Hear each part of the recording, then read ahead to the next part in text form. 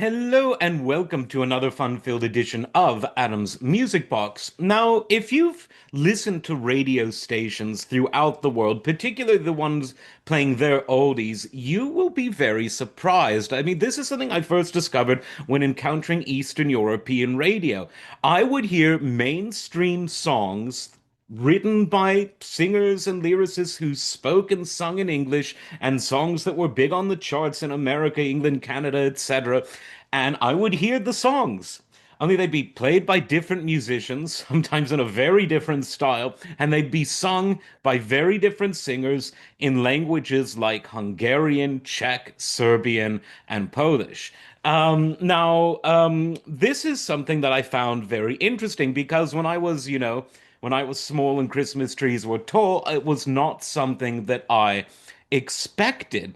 But then I thought about it, and while it is true that the English speaking world has really created the lingua franca, if you'll pardon the pun, of popular music, a lot of other cultures have actually given us songs that we who sing in the English have borrowed. And I just was thinking of a few. I mean, My Way was based on a French pop song. Another one of my favorite Sinatra songs, Let Me Try Again, was based on, I believe, a French song as well. It's Now or Never by Elvis Presley. Well, that's O Sole Mio, a bit of Italiano, as of course is Volare, although good old Dino doesn't really hide that very much. He makes it easy on us to reverse engineer. What about Russia? Surely there have never been any songs that the English singing pop world has borrowed from, but there was.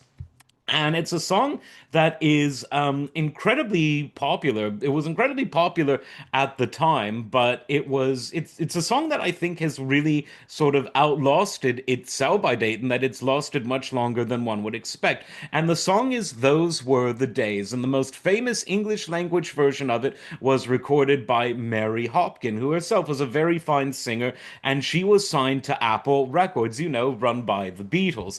And the song became absolutely huge in 1968, and in various guises, it would reappear on the charts, it would appear on television and on film. And the Russian version was very popular in Russia at the same time. And what's very unique is that while My Way and Let Me Try Again don't necessarily sound like they're not, traditional classic American pop, this song sounds very different. It clearly has folkish Russian melodies. You could hear it played very easily on instruments like the accordion or the balalaika.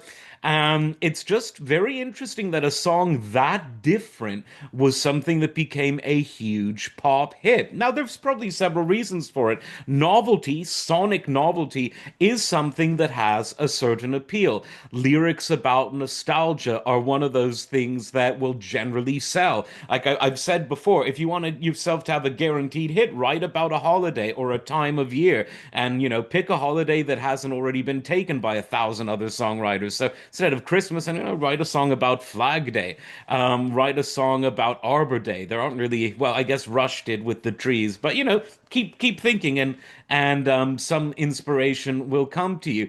And a girl's name is never a bad idea. A city, a state, a country, and nostalgia is one of those concepts, a bit like love, but a bit more specific, where you can write a song about it and it will sell. But it wasn't just those two things. There was something of an intangible element where it felt both foreign and fresh at the same time to English singing ears.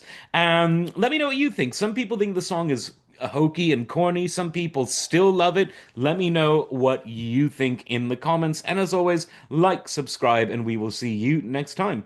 Take care.